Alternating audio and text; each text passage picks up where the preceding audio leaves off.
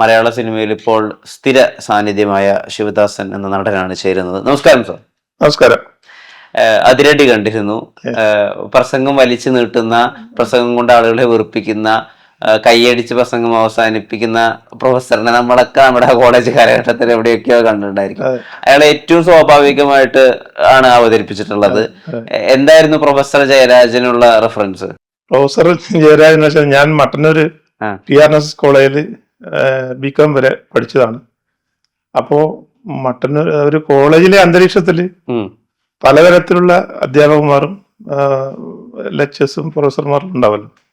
അപ്പോ എന്നോട് ഇങ്ങനെ ഒരു കഥാപാത്രം അവതരിപ്പിക്കണം എന്ന് പറഞ്ഞ സമയത്ത് മട്ടന്നൂർ കോളേജിലുള്ള ഒരുപാട് ആൾക്കാർ അതിനെ ഇൻഫ്ലുവൻസ് ചെയ്തിട്ടുണ്ട്.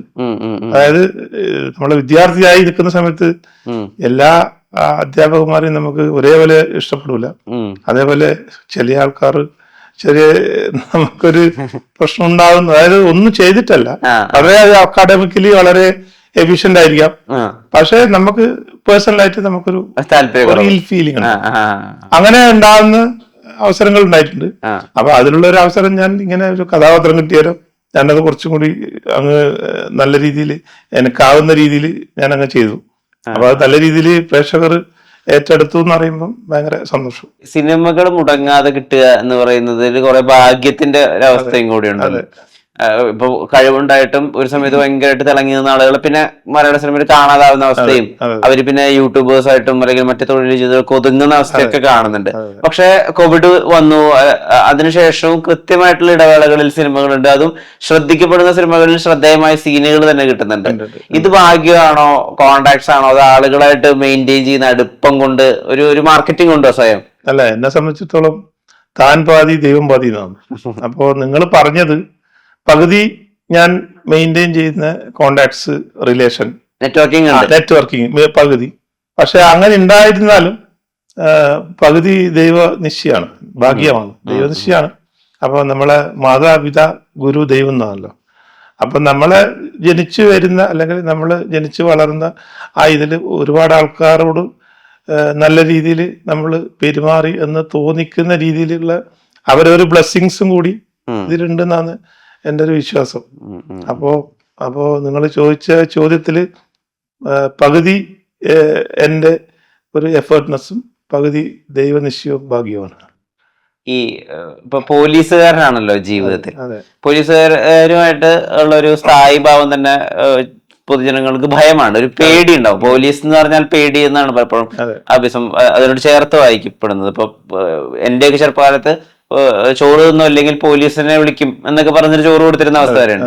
ഈ സിനിമാ സെറ്റിലേക്ക് പോകുമ്പോൾ അവിടെ ക്യാപ്റ്റൻ ഓഫ് ദ ഷിപ്പ് എന്ന് പറയുന്ന അല്ലെങ്കിൽ ആ സിനിമാ സംവിധാനത്തിന്റെ ഏറ്റവും പ്രധാനപ്പെട്ട മേധാവി എന്നുള്ള രീതിയിൽ കണക്കാക്കപ്പെടുന്ന സംവിധായകരാണ്. പലപ്പോഴും പല സംവിധായകർക്ക് പല രീതിയിലുള്ള സ്വഭാവങ്ങളുമായിരിക്കുമല്ലോ. ഇപ്പൊ ചീത്ത പറയുന്നവരുണ്ടാവും, ഷൗട്ട് ചെയ്യുന്നവരുണ്ടാവും. ഇതൊക്കെ മാക്സിമം പ്രൊഡക്റ്റീവ് ആവുന്ന അവസ്ഥ കിട്ടാൻ വേണ്ടിയിട്ടാണ് അവർ ചെയ്യുന്നതെന്നാണ് പറയുന്നത്.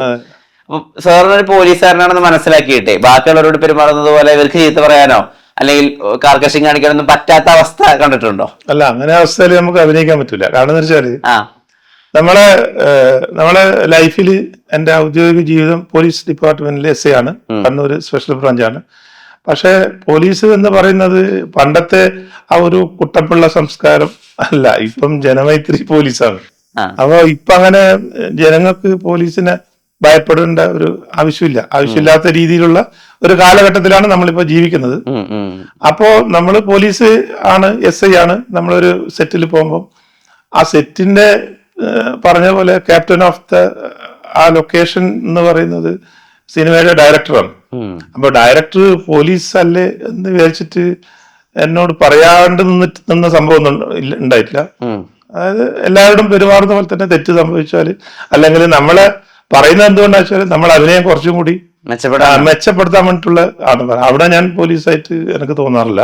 അവിടെ ഞാൻ അഭിനയിക്കുന്ന ഒരു സാധാ ഒരു ക്യാരക്ടറും ഡയറക്ടർ അതിന്റെ സിനിമേന്റെ ഏറ്റവും വലിയൊരാളുമാണ്. അങ്ങനെയാണ് ഞാൻ ട്രീറ്റ് ചെയ്യാറ്.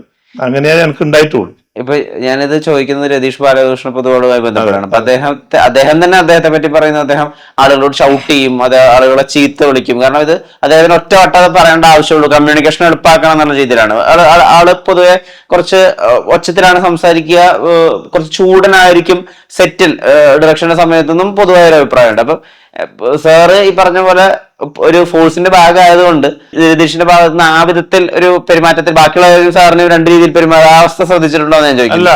അല്ല അപ്പൊ നിങ്ങൾ പറഞ്ഞത് ഷൂട്ടിംഗ് സമയത്ത് അങ്ങനെ എന്നോട് 1-2 പ്രാവശ്യം അങ്ങനെ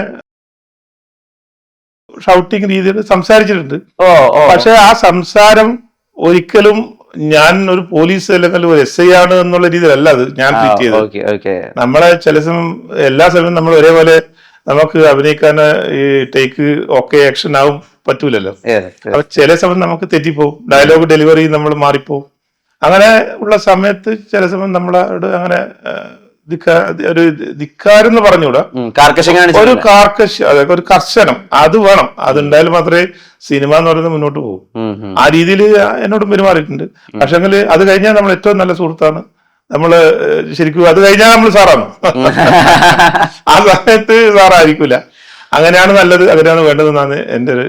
നമ്മൾ ഈ ഒരു ജോലിയായിട്ട് പൊരുത്തപ്പെട്ട് വരാനൊരു സമയമുണ്ടല്ലോ. കാരണം സാർ ജീവിച്ചിട്ടുള്ള ജീവിതം, അതിന്റെ ഒരു ഡിസൈൻ എന്ന് വെച്ചാൽ എല്ലാത്തിനും സമയമുണ്ട്. ഇപ്പൊ 9 മണിക്ക് കമ്മീഷണർ ഓഫീസിൽ റിപ്പോർട്ട് ചെയ്യണമെന്ന് വെച്ചാൽ നിങ്ങൾ 8:50 തന്നെ അവരുടെ ഓഫീസിന് വാതിലിന് പുറകിലുണ്ടായിരിക്കണം, എന്നാൽ 9 മണിക്ക് അവിടെ എത്തുള്ളൂ. ഇപ്പൊ 9 മണി കഴിഞ്ഞ് പോയി കഴിഞ്ഞാൽ ഒരു ശിക്ഷകൾ വരെ ഉണ്ടാവാം, അല്ലെങ്കിൽ അതിന് മെമ്മോ വരെ ഇഷ്യൂ ചെയ്യുന്ന അവസ്ഥകൾ ഉണ്ടായിരിക്കും. ഇതിനൊക്കെ ഈ സമയം എന്ന് പറയുന്നത് വളരെ കൃത്യതയോടുകൂടിയിട്ടാണ് പാലിക്കപ്പെടുന്ന ഒരു ഏരിയ ആണല്ലോ പോലീസ് ഫോഴ്സ് എന്ന് പറയുന്നത്. എന്നാൽ സിനിമയിൽ അങ്ങനെയല്ല. ചിലപ്പോൾ 7 മണിക്ക് ഷൂട്ടിംഗ് തുടങ്ങുമെന്ന് പറയുമ്പോൾ നിങ്ങളുടെ ഷോട്ട് വരുന്നത് ചിലപ്പോൾ വൈകുന്നേരം 4 മണി വരെ ആയിരിക്കും. അതുവരെ ചിലപ്പോൾ കാത്തിരിക്കേണ്ടി വരും. ഒരു ഷൂട്ടിംഗ് എന്ന് പറഞ്ഞാൽ പകുതി കാത്തിരിപ്പും കൂടിയാണ് പല ആക്ടേഴ്സിനും.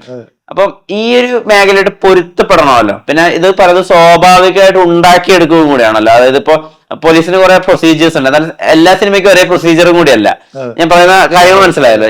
ഈ ഒരു കലാസങ്കേതമായിട്ടുള്ള പൊരുത്തപ്പെടൽ എളുപ്പം കൊണ്ട് സാധിച്ചോ? അല്ല, അതെന്താ പ്രശ്നം എന്ന് വെച്ചാൽ പോലീസ് എന്ന് പറയുന്നത് പങ്ക്ച്വാലിറ്റി, അതിന്റെ ഡിസിപ്ലിൻ പങ്ക്ച്വാലിറ്റി എന്ന് പറയുന്നത് അതിന്റെ മുഖ്യ കണ്ണിയാണ്.